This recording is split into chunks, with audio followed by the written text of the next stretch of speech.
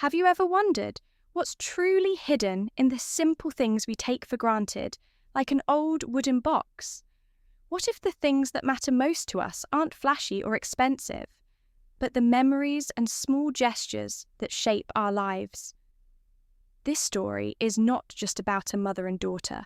It's about what we leave behind, what we cherish, and how the most unexpected moments can change our lives forever.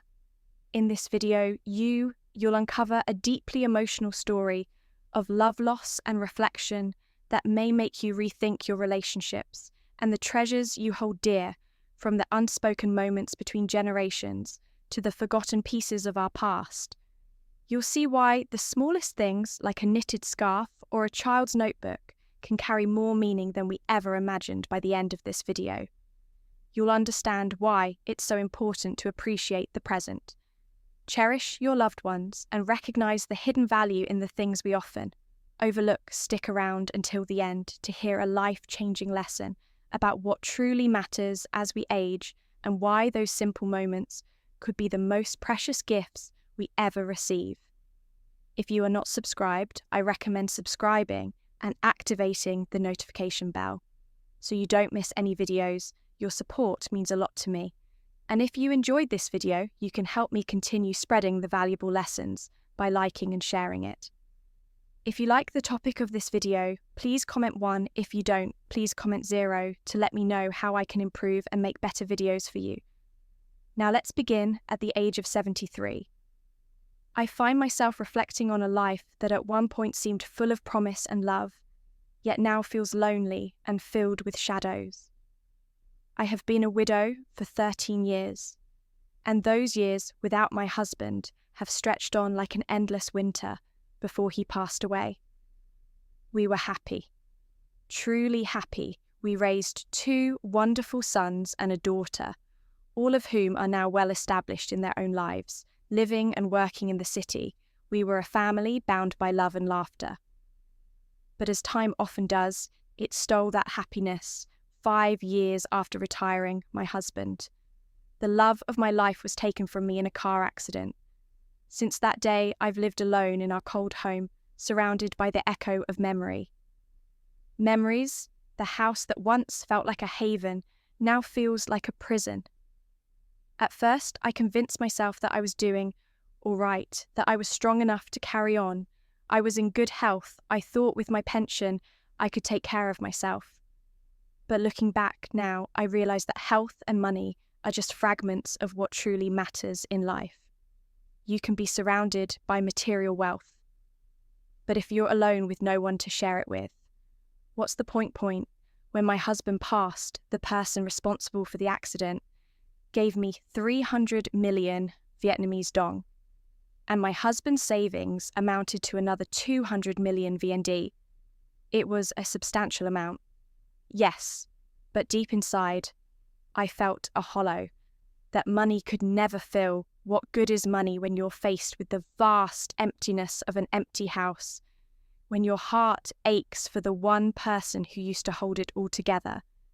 And yet my children, those I had nurtured and loved all their lives, continue to tell me that I should use my money for myself, travel, eat well, and enjoy my life.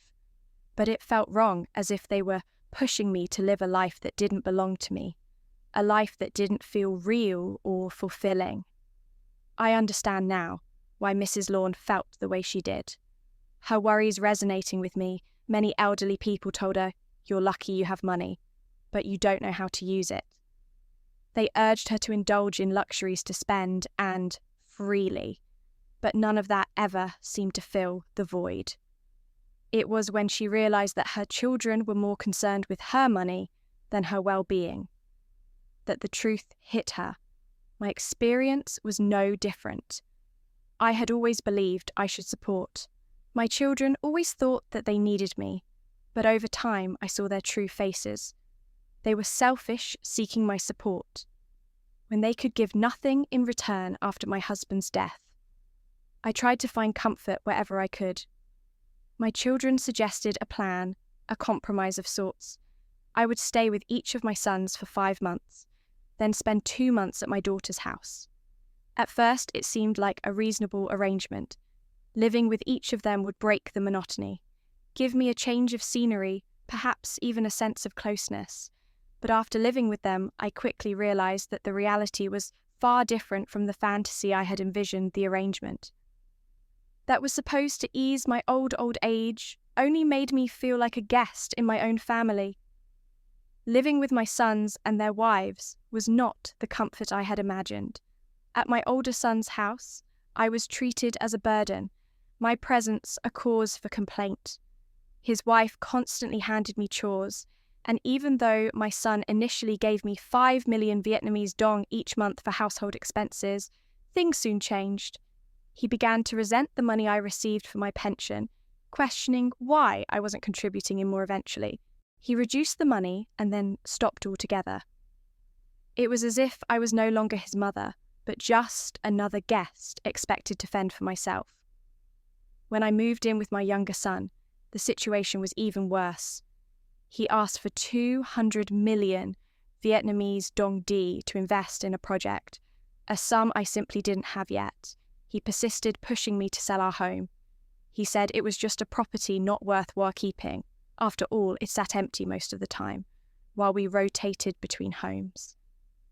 But that house, my home, was the one thing my late husband and I had worked our whole lives to acquire. It was more than a building. It was a symbol of our dreams, of the love we shared. To sell, it would have been like selling a piece of my soul. I refused, of course, but my younger son didn't take kindly to my decision. He was relentless, even in involving my older son and daughter-in-law in the pressure to sell. In the end, I had to give each of them 50 million VND just to keep the peace. I lied, saying that I only had 200 million left, hoping that would stop their demands for a while. It worked, but deep down I knew the peace was only temporary, a thin veneer covering the cracks beneath. Then 3 years ago, I had a fall that led to a stroke. The reality of aging hit me hard. My body betrayed me. I became dependent on others for care, unable to do the simplest tasks for myself. And with this loss of independence, I saw my children's true colours. The caring, loving children I once knew seemed to vanish. They looked at me not as a mother in need of support, but as an inconvenience. My daughters-in-law grew more impatient and more resentful, as if taking care of me was a burden rather than a responsibility. They spoke of it as if they were servants, not family. It breaks my heart to say this, but I've learnt the painful truth. Family, in many ways, is not what we expect it to be. I never imagined that in my later years I would feel more alone than ever, even with my children around me. I long for the days when I could count on them, when we were a family bound together by love and shared memories. But now, I'm left to face the reality that in old age we are often left to care for ourselves, even when we have given everything to others. The doctor had advised me to rest, to take better care of myself, and to focus on my recovery. Yet when I moved into my son's house, instead of feeling cared for and supported, I felt like I was sinking deeper into despair. The house wasn't a home. It was a place filled with tension, judgment, and a constant undercurrent of frustration. I had hoped that in my time of need, my children would show some compassion, but instead, I was frequently scolded and criticised for the smallest things. It wasn't that I didn't understand they had their own lives, their stresses, but it felt like I was invisible to them, like my suffering didn't matter. I could feel my health deteriorating, my body growing weaker, not just from my illness, but from the emotional strain as well. Every word, every glance, every unspoken moment seemed to drain my energy.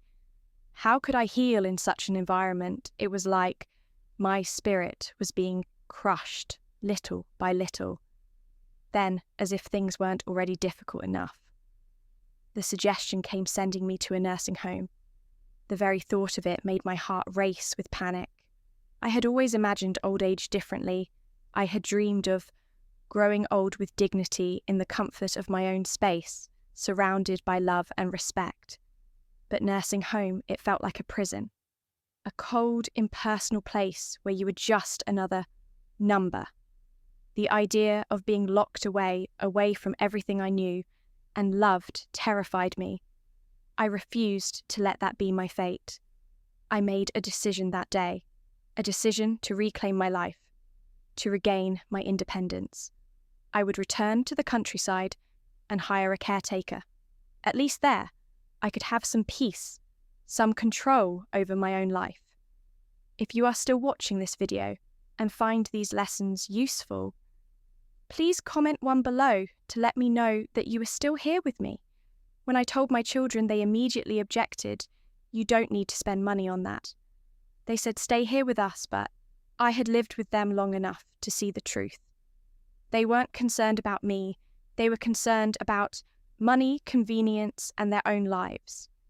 They didn't want to deal with the burden of caring for me. Even if I gave them everything and poured out all my savings, they wouldn't truly care for me. I was just another obligation to them, something to manage, something to bear. And the reality was hard to swallow. They didn't see me as their mother anymore. I had spent years taking care of them, doing everything I could to support their families, providing for them, making sure they never wanted for anything. But in return, what did I get? A roof over my head?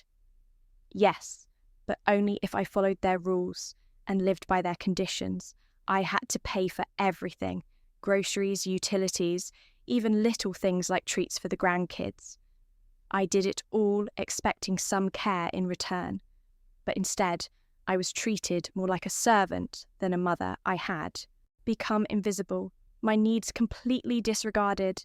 I wasn't asking for much, just some kindness, some respect, some acknowledgement, but instead I felt the harshness of their indifference, the coldness of their priorities. That was when I realized no amount of money or property would change how they saw me. They would take whatever I gave them, but they wouldn't take care of me. And that truth hurt more than anything. So I stood firm. I told them I was going back to the countryside, to a place where I could rest, recover, and live without the constant tension. I would hire my help and pay for my care, and no one would have to worry about me. They didn't like it, but in the end, they had no choice but to let me go. And as soon as I returned to the countryside, something incredible happened. Within months, I began to feel better than I had in years. My health improved rapidly. I could walk again. My joints became more flexible, and my energy returned. I could do the simple tasks around the house that I had thought I'd never be able to do again. But it wasn't just my physical health that improved. It was my mental and emotional well-being as well. I was no longer living in an environment that drained me. I was surrounded by quiet, peaceful days, by the beauty of the countryside. I had the space to breathe, to think, to heal. The more I reflected on the past, the more I realized how right I had been not to sell the house, not to hand over everything to them. I had made the right decision, even if it meant sacrificing my relationship with them. If I had given them the house and all my savings, I would have been left with nothing, not just materially, but emotionally. I would still be dependent on them, still living in their world, where I was just a shadow of a mother. I would be the one begging for attention, begging for care. Instead, I had made myself wrong again. I had found my voice, my autonomy, and most importantly, I had rediscovered my sense of self-worth. After that illness, I saw the truth more clearly than ever. When you grow old, there are 5 things you must protect. Above all else, your independence, your dignity, your financial security, your peace of mind, and your self-respect. Without these, you are at the mercy of others, subject to their whims, their moods, their priorities. But when you have them, you have the power to stand tall, to live with pride, to live on your terms. One of the hardest decisions I ever made was the day I transferred the house to my children. I thought long and hard about it. I knew it was a big step, a final decision. Some of my friends and relatives warned me against it. and told me I should just make a will and leave it at that, but I felt that if I didn't do it now, I would never do it. I didn't want to wait until I was too old to think clearly. I wanted to give the house to my eldest son while I still had the strength to explain my decision. I wanted him to have it so he could manage our family's rituals and responsibilities. I wanted him to be the one who took charge of the family because he was the eldest. I also planned for my younger children to inherit the land. It seemed fair, or so I thought. I told them I wouldn't leave anything for myself. I made it clear that I was depending on them to care for me. As I grew older, they promised me they would take care of me together, that they would share the responsibility. At first, I believed them. I was naive, but after the transfer, everything changed. The warmth they had shown me before quickly faded into indifference. Before I transferred the property, they would check in on me and ask how I was doing. But once they had the house and the land, they stopped asking, they stopped caring. At first, I stayed with my eldest son for the first few days. Everything seemed fine. He and his wife were kind attentive, even. But soon things began to change. They were distant and impatient when I was sick or in pain. Not one of them asked how I was doing. It was as if I was just another piece of furniture, something to be ignored when it wasn't needed. I moved in with my second and third sons, hoping things would be different, but they weren't. They were angry at me for giving the house to their older brother, and I could feel their resentment in every conversation, in every glance. They didn't see it as their duty to care for me. They resented the fact that I had decided to give the house away. It took me a while to see it, but eventually the truth was undeniable. By giving them everything, I had lost everything. I had lost their respect, their love, and most of all their care. My house, my money. None of it mattered in the end. I had become just another burden to them, something to be managed rather than someone to be loved. And that more than anything was the hardest lesson to learn. When you grow old, you must protect these things above all else. Your independence, your dignity, and your sense of self never depend too much on your children. Because in the end, it is only you who can truly care for yourself. Hearing my children's words, I couldn't hold back. My tears, the weight of their indifference, felt like a deep wound in my heart. For the past few months, I've been moving from one son's house to another, a temporary guest in my own life. Even though I am the rightful owner of my own house, I feel like I've lost myself somewhere along the way. I feel lost, abandoned, and utterly invisible. I mistakenly believed that as a mother, I could always rely on my children, and that they would take care of me as I once took care of them. But now, I see the painful truth I failed to protect myself. And unknowingly, I place myself in a vulnerable position where I'm now dependent on their kindness, which often feels more like an obligation than a choice. After sharing my story, I was overwhelmed with the sympathy of others, many of whom shared similar heartache.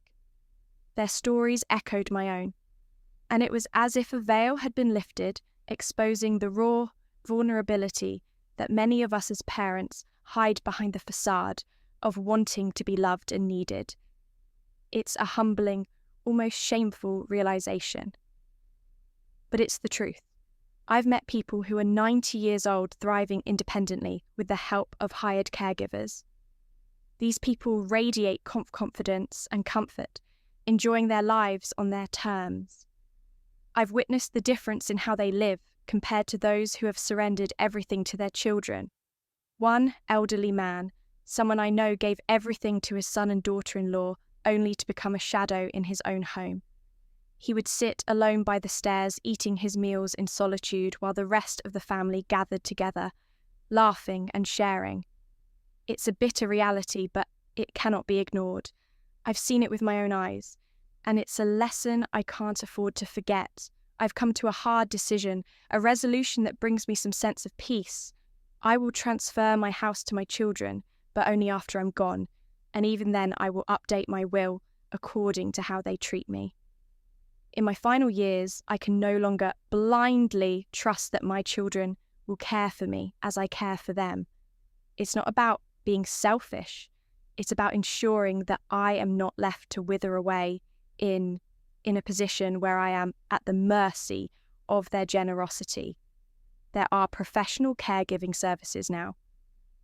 And sometimes these caregivers provide a level of care that is far more attentive than what children offer. They are trained to assist us in our most vulnerable moments, while our children, no matter how well-intentioned, are often too busy with their own lives. Money in this stage of life becomes something far more powerful than it ever seemed before. If parents have assets, those assets should be used to provide for themselves, not handed over to children prematurely.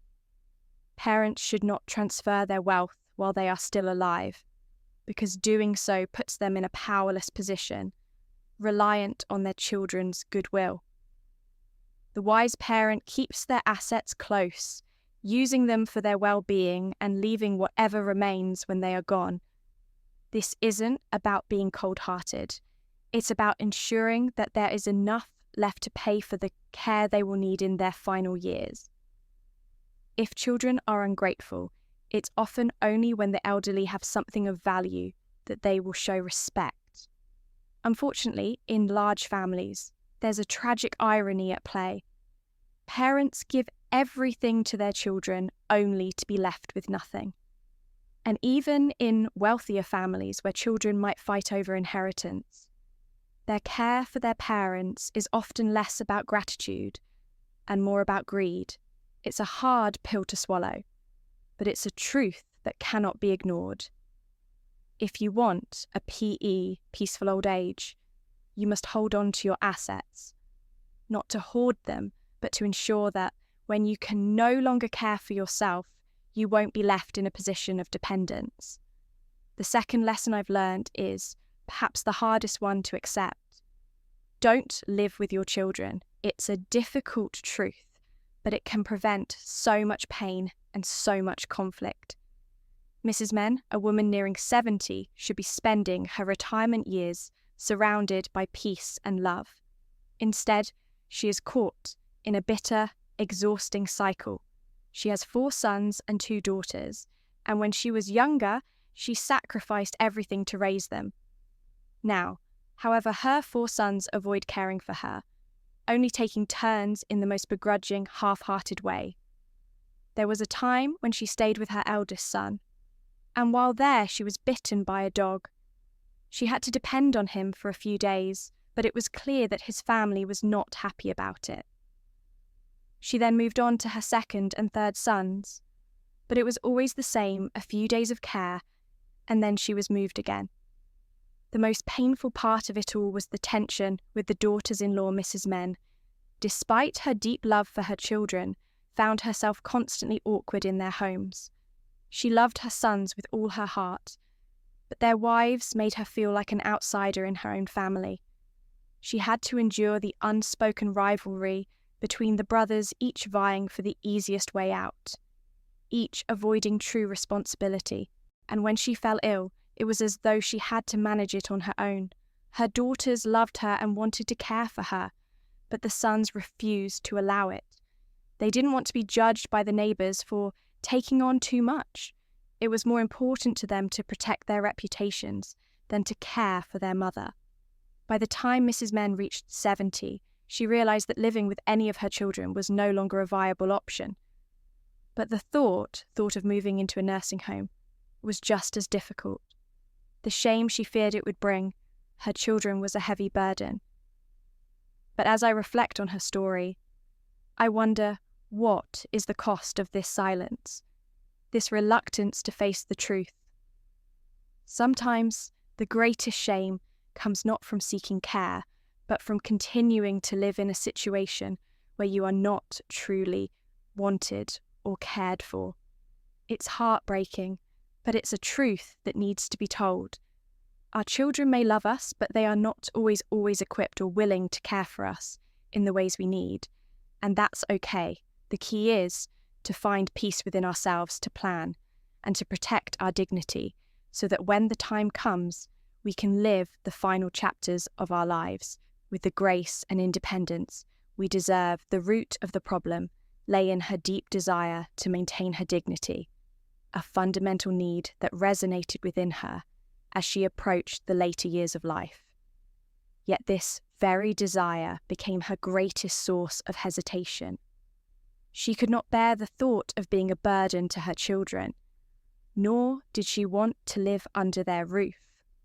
Reliant upon their care and decisions, the truth is after retirement, it is often ill-advised for the elderly to actively move in with their children, while the intention may be rooted in a desire to lighten the load for their children, to offer a helping hand in the hustle of daily life.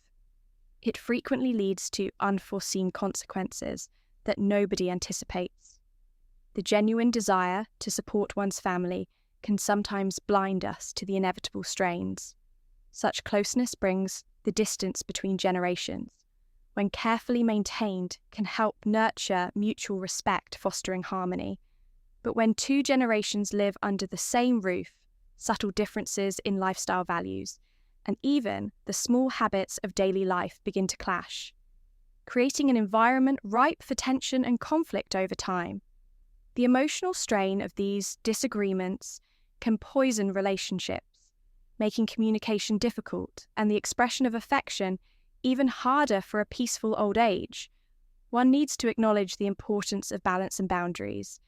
It's essential not to interfere too much in the lives of our children, while the idea of helping them with daily tasks may seem noble. It can often result in unintended consequences that undermine the very peace we wish for the presence of a parent in the home, while well-meaning can sometimes feel more like an obligation than a joy, even if the children would never say it out loud. If you are still watching this video and find these lessons useful, please comment tube below to let me know that you are still here with me. A subtle boundary, knowing when to step back, when to give space, ensures that the relationship remains one of love, not of duty. Retirees must recognize that living with their children does not guarantee an easy, harmonious life. Far from it. The constant closeness may breathe resentment, frustration, and complaints. It is not uncommon for parents to overstay their welcome, even when they feel they are contributing to the household, but to preserve both one's dignity and family harmony. It's better to visit occasionally, offering help only when necessary, and always prioritizing one's own needs.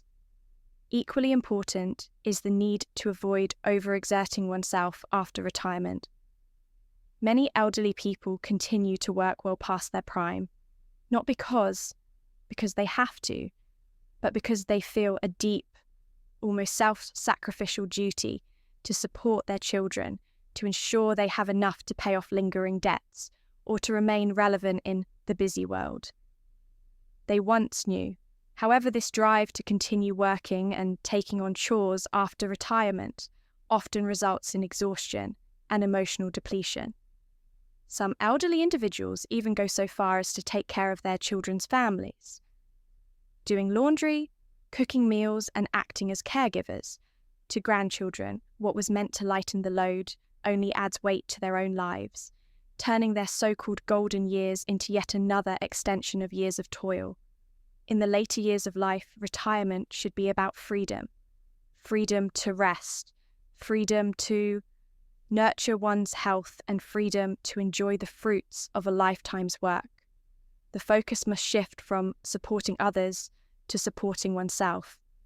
Retirement is not the time to continue working in vain to support children who have long since grown. It's not about doing household chores endlessly or helping to raise grandchildren. The most important thing at this stage is to take care of your own body. Health is everything.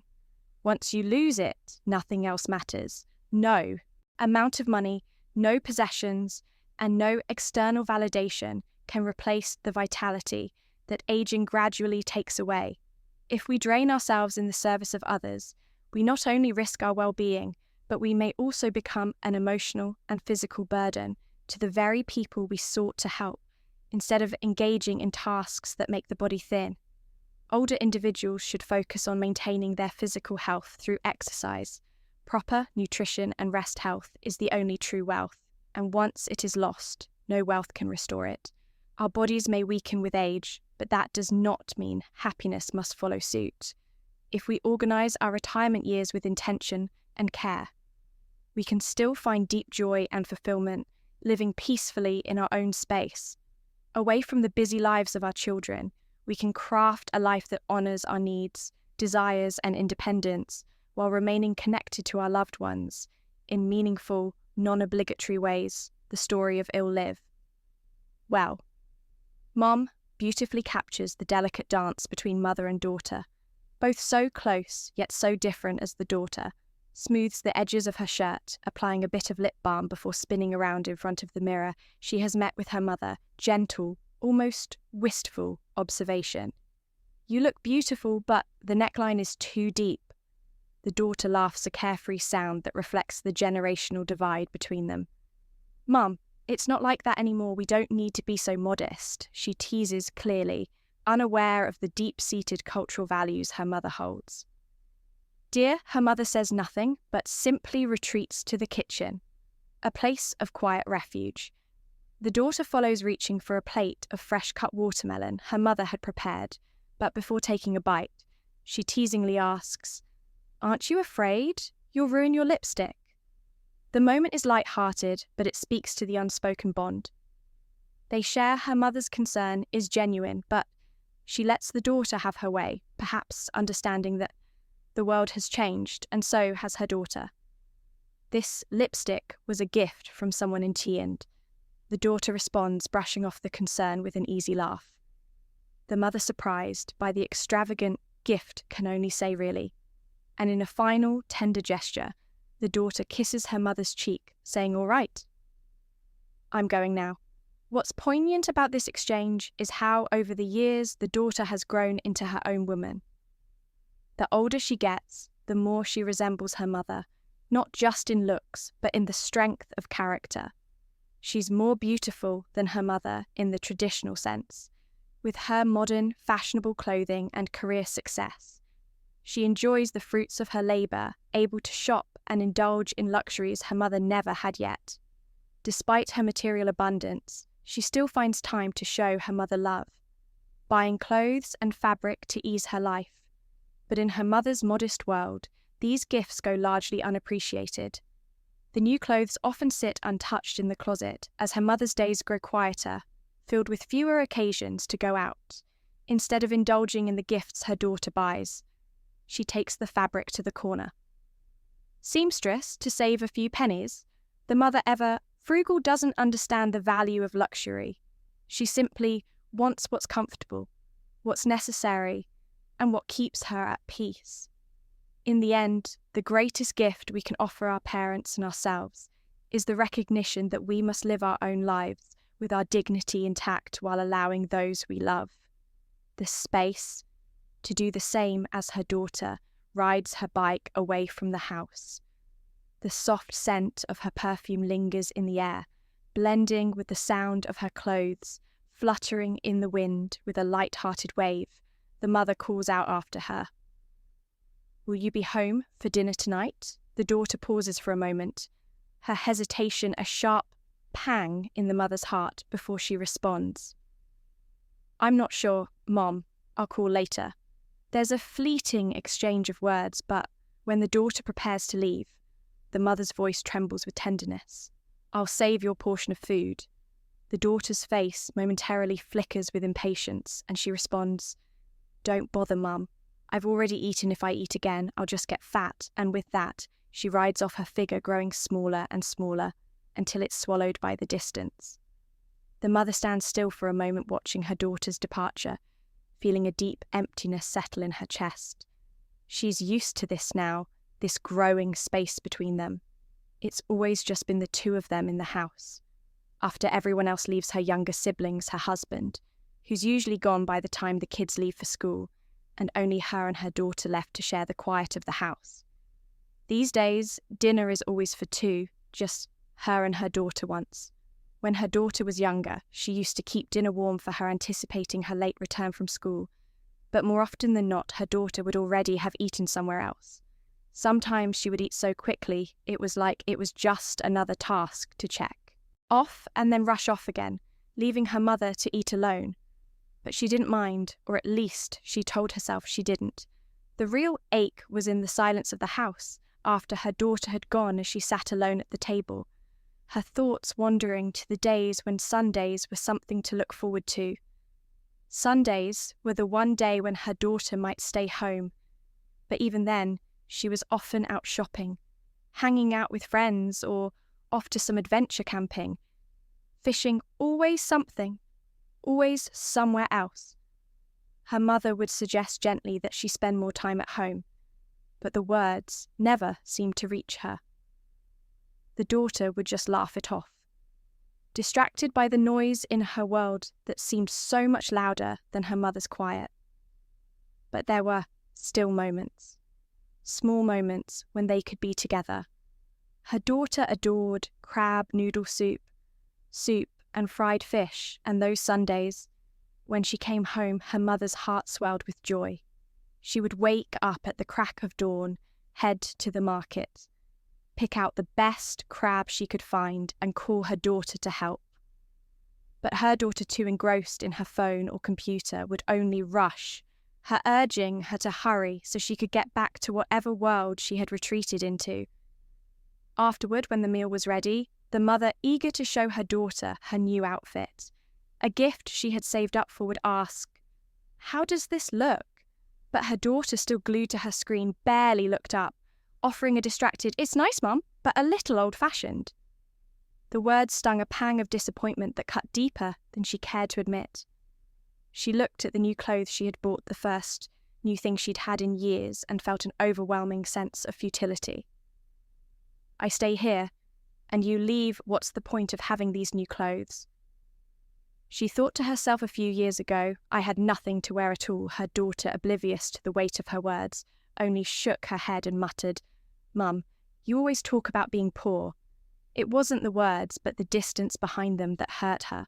Mother treasured the quiet moments with her daughter, the moments when they could be together in small ways, like when she would gently ask her to comb her hair, and at first her daughter would resist, but eventually give in. It was in those moments that her heart would soften and she would touch her daughter's hair, realizing how much of it was now strewn with grey, and in that brief silence a tear would slip down her daughter's cheek. A tear she quickly tried to hide, her heart cracked seeing her daughter's vulnerability, but she couldn't bring herself to ask why she only scolded. Softly, "You're such a crybaby," before her daughter, embarrassed, ran to grab a towel and then came back to hug her tightly. A quiet apology in the embrace the daughter, exhausted from the world outside, would lay down, and her mother would settle beside her, gently feeling her frail body. Whispering, "You've lost weight," it was said with concern, but also with sadness, as her hands traced the shape of her daughter's body, feeling how thin it had become. She kissed her daughter's hand, the touch faint but full of love, and as the mark on her lips quickly faded, the daughter, reassured by the warmth, tried to convince herself that her mother was still strong. It wasn't much, these small moments, but they were hers, and in them she found something to hold on to, something she wasn't ready to let go of just yet.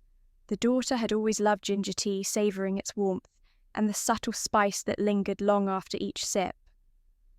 Her mother, noticing how much her daughter adored it, had taken to soaking ginger for hours just to make the perfect cup for her. Yet when the tea was finished, a small amount of ginger still clung to the glass. For her mother, there was no such thing as waste. With a gentle, purposeful motion, she began to turn the leftover ginger into jam, her hands moving with practiced ease, the daughter still feeling a bit like the child she once was. Picked up a small dollop with her fingers and popped it into her mouth. It was tangy, a bit bitter, and yet sweet. Just like life, she thought. She smiled, softly feeling a flicker of deep connection between herself and the simple jar of jam her mother had made. It's sweet and sour, a little bitter, just like life," she murmured aloud, not quite realizing how profoundly true those words were. Her mother, busy in the kitchen, glanced up at her with that familiar look of gentle concern. "Who taught you to talk like that?" she asked, a hint of confusion in her voice. The daughter grinned, feeling a pang of bittersweet nostalgia. "Mum, I'm not a child anymore," she replied. But even as the words left her mouth, she felt the weight of them. Was she truly not a child anymore? Or was she still in some quiet, unspoken way? Her mother's little girl, the mother's eyes softened, and in that moment, the daughter saw the cracks of age showing through tired eyes, the slow movements, the forgetfulness creeping in only moments before her mother had scolded her, concerned over the waste of "A few leftover crumbs of jam, you're wasting so much. It's a sin," she'd said, her voice laden with the weight of years of frugality and survival, but the daughter couldn't help but laugh. "Mum, if what you said were true, so many people would have died by now," she joked. But even as she said it, a part of her knew the truth was darker, more complicated. Why did people who misused their power and hoarded wealth still thrive? She thought of the corrupt officials who stole public funds, their lives of lavish excess, untouched by any consequence. Why hadn't heaven struck them down yet? But her mother didn't understand why. "Do you talk like that, my child?" she asked, looking at her son as though for an explanation. The daughter didn't answer, because in that moment, her thoughts were somewhere else, lost in the injustice of the world. And yet she knew there was no reason to burden her mother with those dark thoughts. Her mother had always kept a small wooden box, simple, unassuming, but with a shine that spoke of years of care. It had been there for as long as the daughter could remember, tucked away and always locked. The daughter in her younger years had often been curious, sneaking glances at it. She had asked her mother more than once. What's inside? Her mother's response was always the same: "When the time is right, I'll let you have it." But as the years went by, the daughter, with her impatience and curiosity, had learned to stop asking. She'd learned to leave it alone, to respect the unspoken silence between them. One morning, as the daughter prepared to leave for the day, her mother asked, as always, "Will you come home to eat today?" Sometimes the daughter, already running late, would brush off the question with an impatient, "I don't know yet." But that day when she looked into her mother's tired eyes, she saw something. A quiet plea, a longing that spoke volumes. The daughter, feeling a wave of tenderness wash over her, sighed and replied, "I'll come back. Mom, please make me some tomato soup with stuffed meat." "Okay." Her mother's face brightened immediately, her heart lifted by the simple request. "All right, I'll make it. I'll even prepare some bread for you. Don't eat from the street vendors. It's expensive and unsanitary." If you are still watching this video and find these lessons useful, please comment 3 below to let me know that you are still here with me. The daughter, still in a hurry, gave her mother a quick hug before leaving. But that day, something felt different despite her rush. She felt restless, as though something important was hanging in the air. She kept checking the time. Her heart heavy with a sense of urgency she couldn't explain, as the clock ticked closer to 6 p.m. She finally decided to leave the review session early. As she walked out of the building, a flower vendor caught her eye, selling dozens of fresh roses. She bought a bunch, thinking she could bring them home for her mother when she arrived home. The house was strangely quiet. Her mother wasn't waiting at the door as she always did, with that soft smile that made everything feel safe. Her heart skipped a beat. "Mum?" she called out, a flutter of worry rising in her chest. She ran to the kitchen, her eyes frantically scanning for any sign of her mother. There on the table was a spread that could have only been made with love. A steaming bowl of rice, a pot of stuffed tomatoes still warm, a cup of ginger tea, and a plate of spicy ginger jam. But her mother wasn't there. "Mum, where are you?" The daughter's voice trembled as she called. Rushing to her mother's bedroom, and there she was lying in bed, still and unmoving. At first the daughter thought she was just resting, But as she called her again, a cold, sinking feeling filled her chest. Her mother's hand, once warm, was now cold and stiff. A scream tore from the daughter's throat, and she scrambled to call for an ambulance. But deep down, she already knew it was too late. Her mother, the one who had cared for her, who had made her meals with such devour, was gone. The shock was overwhelming. The daughter couldn't comprehend it. How could this be real? Her mother had just cooked for her, had just spoken to her with love and care, and now she was gone. The daughter's body felt heavy, like it no longer belonged to her, when her father and younger sibling arrived to bring her home.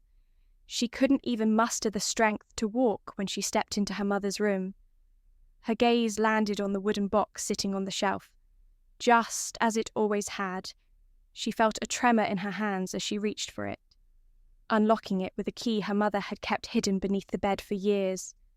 Inside she found pieces of her mother's heart, her love, her sacrifices, and their shared history.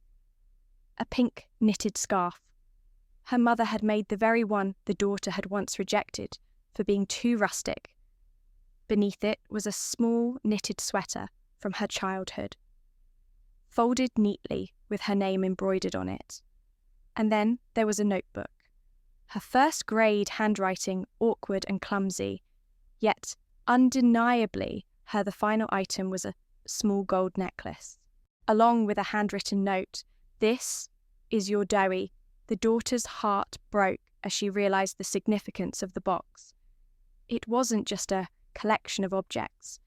It was the embodiment of her mother's love, her sacrifices, and the hope she had for her daughter. The daughter had never understood this until now never truly appreciated it until she was faced with the heartbreaking reality of her mother's absence. Tears filled her eyes as she whispered, "I will live well. I promise, Mom." And with that, she understood the weight of the word she had once taken for granted. Life, sweet and sour, a little bitter, just like the jam, and now she would carry her mother's love and memory with her, living the life her mother had dreamed for her. As we reflect on this beautiful and emotional story, we are reminded of the simple yet profound lessons that life teaches us, how often we overlook the precious moments we share with our loved ones, the quiet sacrifices they make for us, and the deep wisdom hidden in the simplest of things. The daughter's realization about her mother's love, the value of memories, and the importance of living with intention resonates deeply, especially as we grow older and learn to appreciate what truly matters. So what have you learned from this story? What lesson can you carry forward and put into practice in your own life? I'd love to hear your thoughts. Please share in the comments below, whether it's about valuing the people around you, appreciating the little things, or living with purpose. Every insight matters if you enjoyed this video and found it meaningful. Don't forget to leave your comment, like, share, and subscribe to our channel for more content like this.